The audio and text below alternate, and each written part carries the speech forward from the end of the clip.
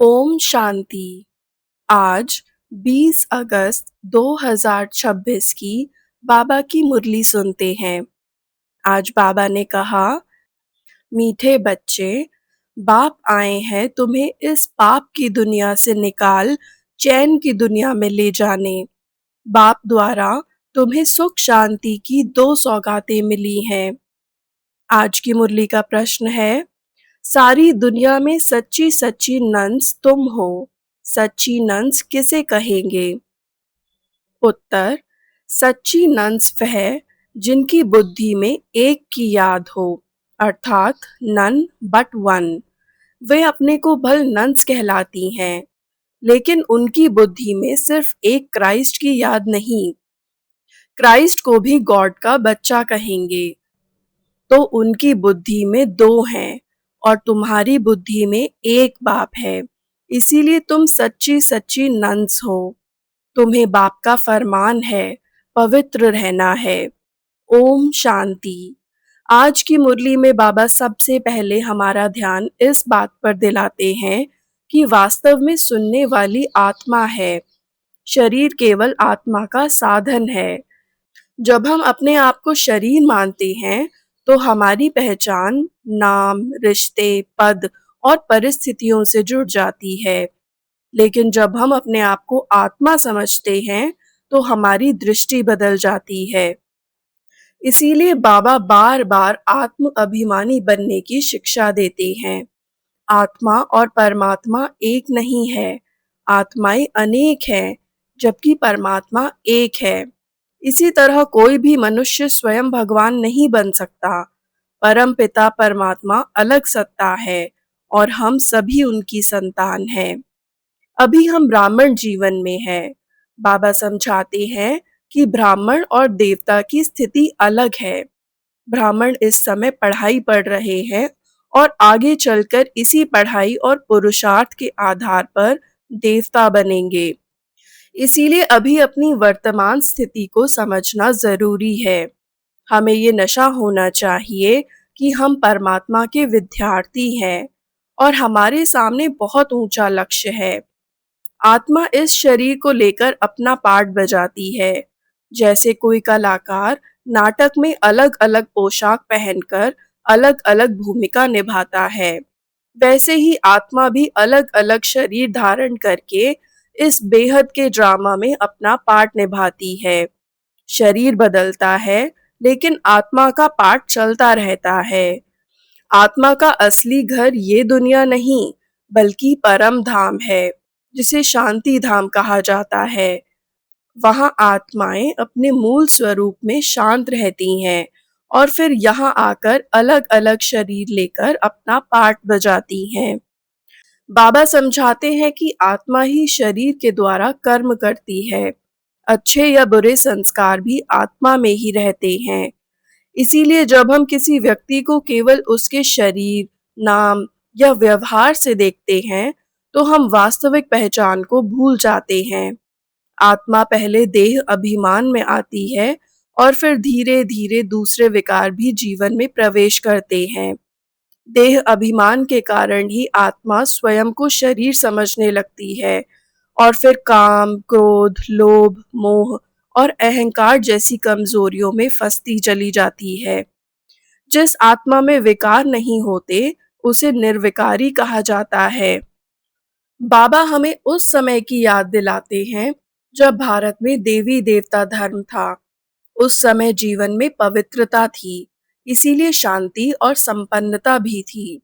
लक्ष्मी नारायण का राज्य केवल एक राजा और रानी का राज्य नहीं था, बल्कि पूरा समाज देवी देवता धर्म का था। वहां पवित्रता जीवन का स्वाभाविक संस्कार थी।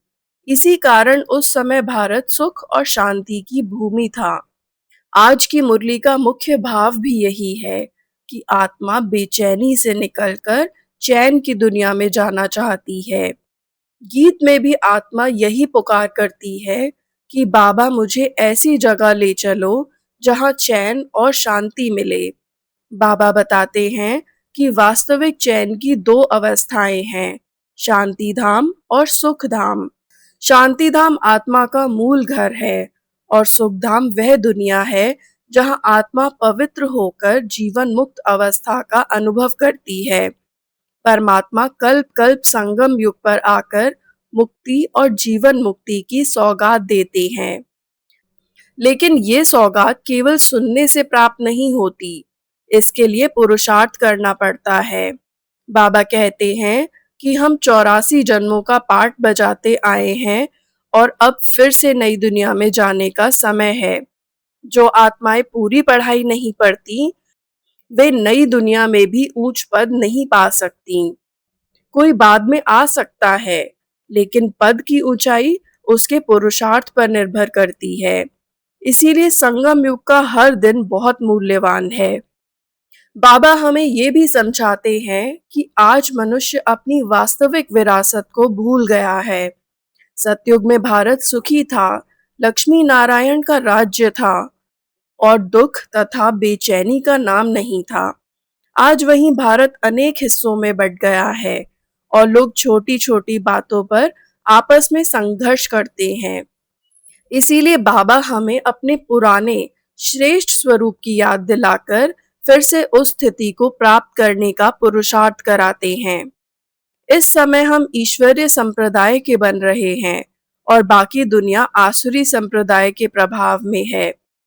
इसका मतलब ये नहीं कि किसी व्यक्ति से घृणा करनी है, बल्कि ये समझना है कि इस समय संसार में रावण के विकारों का प्रभाव है।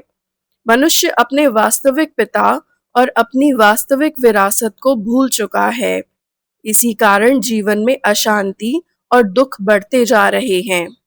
बाबा बहुत स्पष्ट करते हैं कि कहानी और ज्ञान में अंतर है।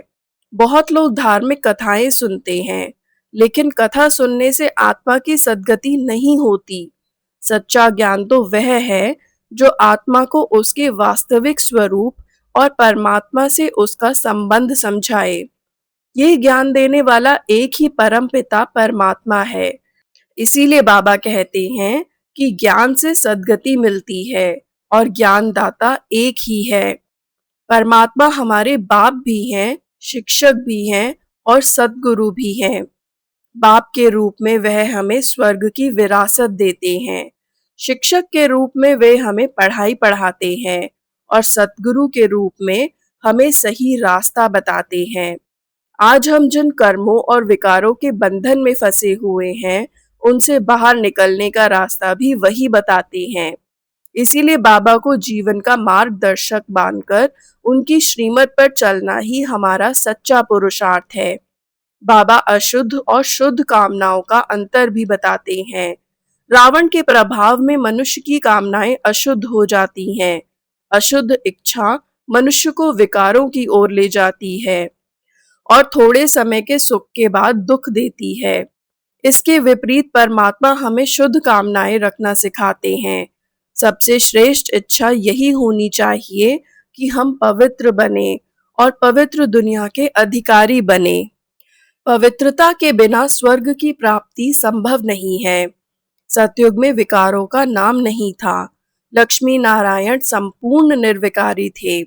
भारत उस समय हीरे के समान था, क्योंकि वहां पवित्रता के साथ शांति और संपन्नता थी। आज रावण के प्रभाव में वही आत्माएं नीचे गिर चुकी हैं। इसीलिए अब बाबा फिर से हमें पवित्र बनने का अवसर दे रहे हैं। इसी बात को समझाने के लिए बाबा नंस का उदाहरण देते हैं।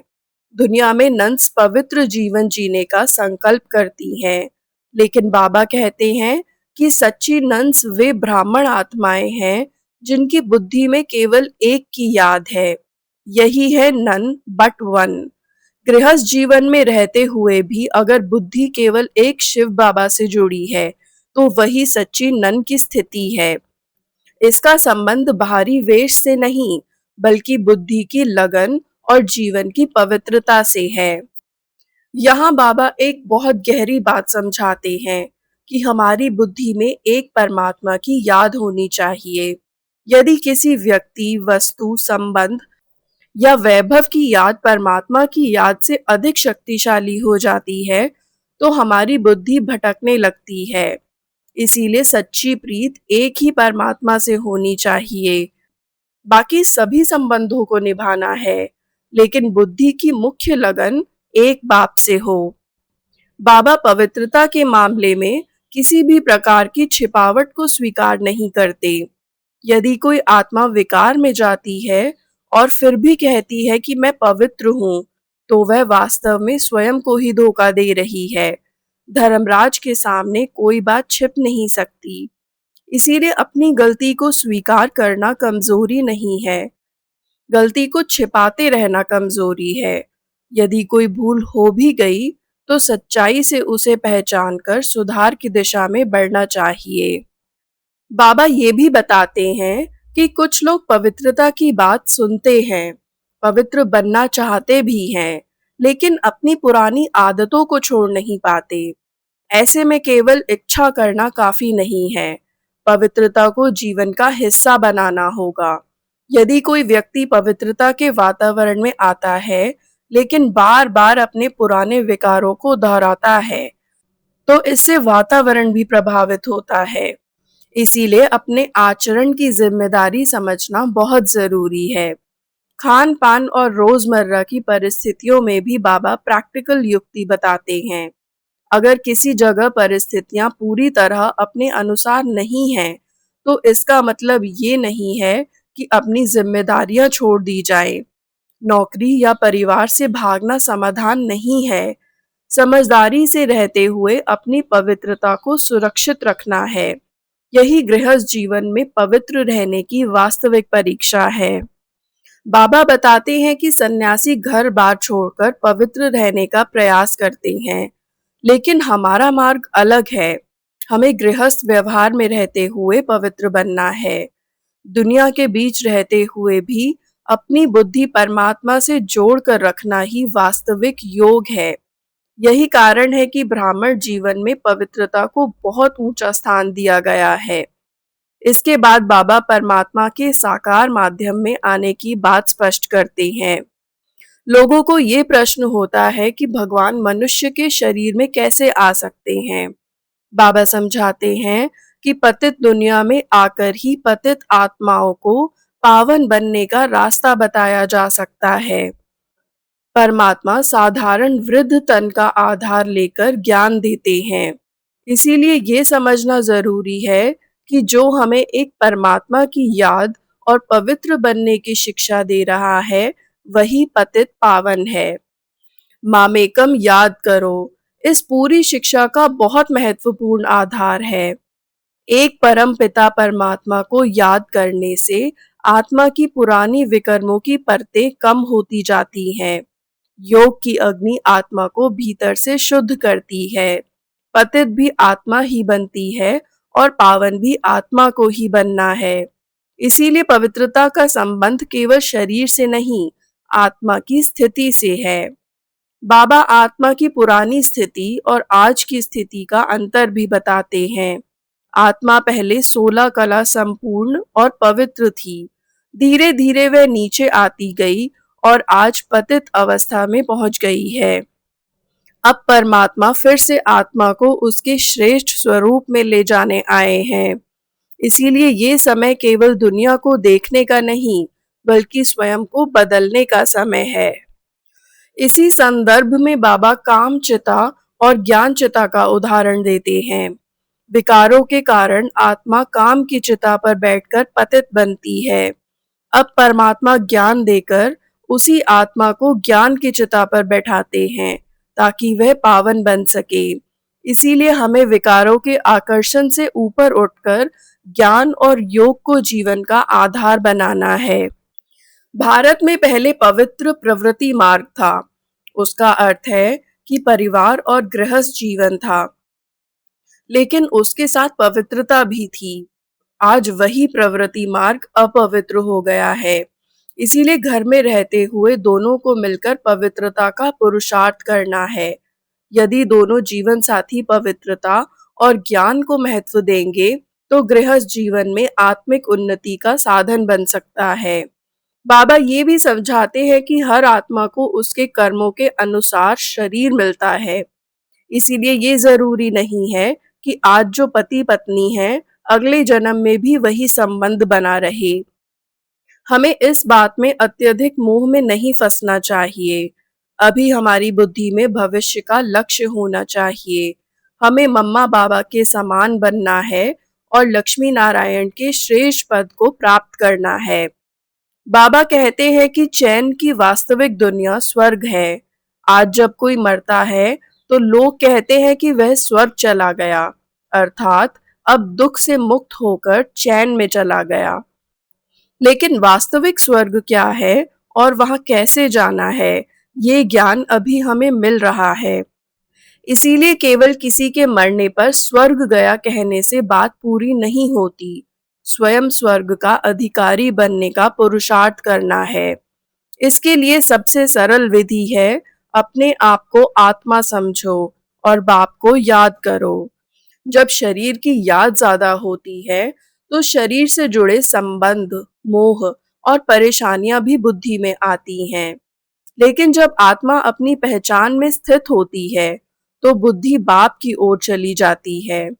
बाप की याद से विकर्मों का विनाश होता है और आत्मा सतोप्रधान बनने लगती है। अंत में बाबा हमें केवल स्वयं के कल्याण तक सीमित नहीं रखते। जब हमें रास्ता मिल गया है तो हमें दूसरों को भी रास्ता दिखाना है। जैसे अंधे व्यक्ति को कोई सहारा देकर रास्ता पार कराता है, वैसे ही हमें ज्ञान में भटकती हुई आत्माओं के लिए सहारा बनना है। घर घर में ये पैगाम पहुंचाना है कि परम पिता परमात्मा आए हैं। एक को याद करो, पवित्र बनो और सुख शांति की दुनिया के अधिकारी बनो। इस पूरी मुरली का मूल भाव यही है कि हमारी असली पहचान आत्मा है। हमारा असली घर शांति धाम है। हमारा सच्चा संबंध एक परम पिता परमात्मा से है और हमारी वास्तविक मंजिल पवित्र बनकर सुख शांति की दुनिया में जाना है। इसीलिए जीवन में पवित्रता को केवल नियम न मानकर अपना संस्कार बनाना है और बुद्धि की प्रीत एक ही बाप से लगानी है। धारणा के लिए मुख्य सार। पहला, अब अशुद्ध कामनाओं का त्याग कर शुद्ध कामनाएं रखनी है। सबसे शुद्ध कामना है पवित्र बनकर पवित्र दुनिया का मालिक बने। कोई भी भूल को छिपाकर अपने आप को ठगना नहीं है। धर्मराज बाप से सदा सच्चा रहना है। दूसरा, ज्ञान चिता पर बैठ इस पढ़ाई में रेस कर भविष्य नई दुनिया में ऊंच पद पाना है। योग अग्नि से विकर्मों के खाते को दग्ध करना है। वरदान, बुद्धि की प्रीत एक प्रीतम से लगाकर सदा सम्मुख की अनुभूति करने वाले विजयी रत्न भव। प्रीत बुद्धि अर्थात बुद्धि की लगन एक प्रीतम के साथ लगी हुई हो। जिसकी एक के साथ प्रीत है, उनकी अन्य किसी भी व्यक्ति व वैभव के साथ प्रीत जुट नहीं सकती। वे सदा बाप दादा को अपने सम्मुख अनुभव करेंगे। हमें मनसा में भी श्रीमत के विपरीत व्यर्थ संकल्प व विकल्प नहीं आ सकते। उनके मुख से व दिल से यही बोल निकलते, तुम ही से खाऊं, तुम ही से बैठूं, तुम ही से सर्व संबंध निभाऊं। ऐसे सदा प्रीत बुद्धि रहने वाले ही विजयी रत्न बनते हैं। स्लोगन, चाहिए चाहिए का संकल्प आना भी रॉयल रूप का मांगना है। ये अव्यक्त इशारे। अपवित्रता के बीज को भी समाप्त कर संपूर्ण स्वच्छ यानी पवित्र बनो। संगम युग पर बाप दादा ने सभी बच्चों को पहला व्रत दिया है, संपूर्ण पवित्र बनो।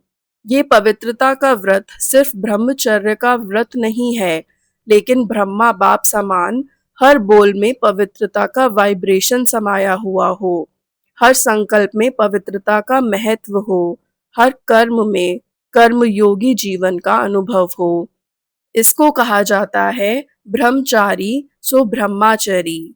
ओम शांति।